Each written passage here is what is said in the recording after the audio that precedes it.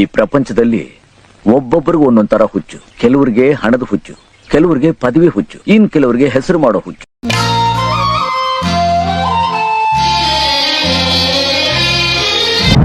ಅಷ್ಟೇ ಅಲ್ಲಿ ಮನೆಯವ್ರಿಗೆ ಅವ್ರಿಗೆ ಇಷ್ಟ ಆಗಿದ್ದು ಅಲ್ಲಿ, ಇಲ್ಲಿ ಅಭಿಮಾನಿಗೆ ಇಷ್ಟ ಆಗಿರೋದು ಇಲ್ಲಿ. ಅಭಿಮಾನಿಗಳೇ ಅವ್ರನ್ನ ಬೆಳೆಸಿರೋದ್ರಿಂದ ಅಭಿಮಾನಿಗಳು ಎಲ್ಲಿ ಇಷ್ಟ ಆಗತ್ತೋ ಅಲ್ಲೂ ಅಲ್ಲೇ ಇರ್ಬೇಕು ಮೇನ್.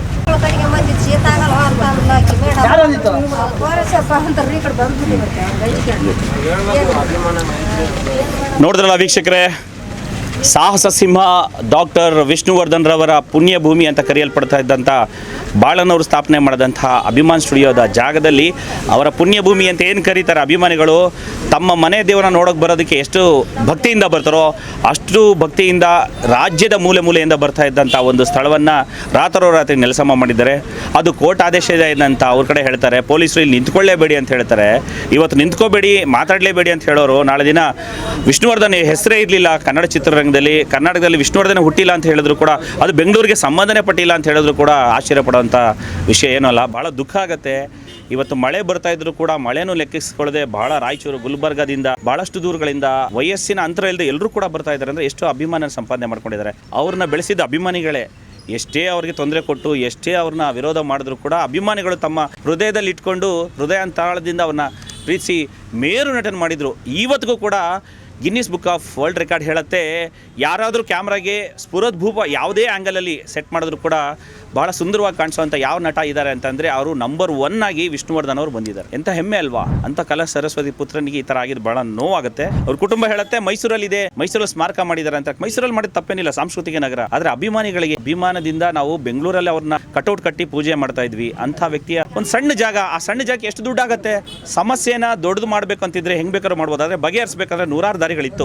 ಅಭಿಮಾನಿಗಳು ಹೇಳ್ತಾ ಇದ್ರು, ನಾವೆಲ್ಲರೂ ಸೇರ್ಕೊಂಡು ಒಂದೊಂದು ರೂಪಾಯಿ, ಒಂದೊಂದು 1000 ರೂಪಾಯಿ ಅಂತ ಹಾಕಿದ್ರೆ ಕೋಟ್ಯಂತರ ಅಭಿಮಾನಿಗಳು ಎಷ್ಟೋ ಕೋಟಿ ಆಗುತ್ತೆ, 100-200 ಕೋಟಿ ಆಗುತ್ತೆ. ಇಡೀ ಜಾಗವನ್ನೇ ಕೊಂಡ್ಕೊಂಡು ಅಭಿಮಾನಿಗಳಿಗೋಸ್ಕರ ಮಾಡ್ಬೋದು. ಆದರೆ ಸ್ವಚ್ಛ ಶಕ್ತಿಯಿಂದ ಯಾರು ಕೂಡ ಮುಂದೆ ಬರಲಿಲ್ಲ, ಆಡಳಿತ ವರ್ಗನೂ ಬರಲಿಲ್ಲ, ಅವರನ್ನ ಯಾರು ಬಳಸ್ಕೊಂಡ್ರು ಅವರು ಕೂಡ ಬಂದಿಲ್ಲ ಅಂತ ಆರೋಪ ಅಭಿಮಾನಿಗಳಿಂದ ಮೂಡಿ ಬರ್ತಾ ಇದೆ. ನಮ್ಮೆಲ್ಲರ ಮಾಧ್ಯಮಗಳ ಒಂದೇ ಒಂದು ಆಶೆ ಏನು ಅಂತಂದ್ರೆ, ಇಂಥ ಮೇರು ನಟನಿಗೆ ಆದಂತ ಪರಿಸ್ಥಿತಿ ಮುಂದೊಂದು ಯಾರಿಗೂ ಆಗಬಾರ್ದು.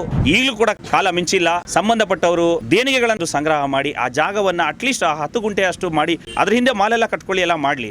ಅವರ ಒಂದು ಶ್ರೇಯಸ್ ಎಷ್ಟು ಚೆನ್ನಾಗಿದೆ ಅಂದ್ರೆ, ಅವರ ಒಂದು ಸಮಾಧಿ ಇರೋ ಜಾಗದಲ್ಲಿ ಮಾಲ್ ಕಟ್ಟಿದ್ರೆ ಬೆಂಗಳೂರಲ್ಲೇ ನಂಬರ್ 1 ಮಾಲ್ ಆಗುತ್ತೆ. ಇದು ಹೌದಾ ಅಲ್ವಾ? ಬೇರೆ ರಾಜ್ಯದಲ್ಲಿ MGR ಆಗಿರ್ಬೋದು, NTR ಆಗಿರ್ಬೋದು, ಅವ್ರನ್ನ ನೋಡೋದಕ್ಕೆ ಆ ಸಮಾಧಿ ನೋಡೋಕ್ಕಂತಾನೆ ದುಡ್ಡು ಹಾಕೊಂಡು ಟ್ರಿಪ್ ಹೋಗ್ತಾರೆ. ಅದೇ ರೀತಿಯಲ್ಲಿ ಇಡೀ ದೇಶದ ಜನ ಕೂಡ ಬರೋದಕ್ಕೆ ಶುರು ಆಗ್ತಾರೆ. ಈಗಲೂ ಕಾಲ ಮಿಂಚಿಲ್ಲ. ದಯವಿಟ್ಟು ಎಲ್ಲರೂ ಎಚ್ಚೆತ್ಕೊಳ್ಳಿ. ಈ ರೀತಿ ನಿಮ್ಮ ಮನೆಯಲ್ಲಿ ಯಾರಾದರೂ ಒಬ್ಬ ನಿಮ್ಮ ಅಣ್ಣ ತಮ್ಮಂದ್ರಿಗೆ ಆಗಿದ್ರೆ ನೀವು ಬಿಡ್ತಿದ್ರ ಅಷ್ಟು ಸಾಧನೆ ಮಾಡಿದವ್ರಿಗೆ? ಆ ರೀತಿ ಯೋಚನೆ ಮಾಡಿ ಮತ್ತೊಮ್ಮೆ ಮರುಸ್ಥಾಪನೆ ಮಾಡಿ ಅಷ್ಟು ಜಾಗವನ್ನಾದರೂ ಮಾಡಿ ಪುಣ್ಯಭೂಮಿ ಥರ ಮಾಡಿ. ಮಿಕ್ಕಿದ್ದು ನೀವು ಹಿಂದ್ಗಡೆ ಎಷ್ಟಾದರೂ ಕೋಟ್ಯಾಂತರ ರೂಪಾಯಿಗೆ ವ್ಯವಹಾರಕ್ಕೆ ಮಾಡ್ಕೊಳ್ಳಿ. ಮಾಲ್ ಮಾಡಿ, ಇನ್ನೊಂದು ಮಾಡಿ, ಮತ್ತೊಂದು ಮಾಡಿ. ನೀವು ಒಂದು ವೇಳೆ ಮಾಲ್ ಮಾಡಿದ್ರೆ ಅದರಲ್ಲೂ ಮಲ್ಟಿಪ್ಲೆಕ್ಸ್ ಸಿನಿಮಾನೇ ಓಡಿಸ್ಬೇಕು. ಆ ಸಿನಿಮಾ ಓಡಿಸ್ಬೇಕಾದ್ರೂ ಅಟ್ಲೀಸ್ಟ್ ಈ ಒಂದು ಜಾಗದಲ್ಲಿ ಒಬ್ಬ ಸಿನಿಮಾ ಮೇರು ನಟನ ಸಮಾಧಿಯನ್ನ ನಾವು ನಾಶ ಮಾಡಿದ್ದೀವಿ ಅನ್ನೋದಾದ್ರೂ ಜ್ಞಾಪಕ ಬರುತ್ತಾ ಇಲ್ವಾ? ಪ್ರತಿಯೊಬ್ಬ ವಿಷ್ಣು ಅಭಿಮಾನಿಗಳು ಶಾಪ ಹಾಕ್ತಾರೆ.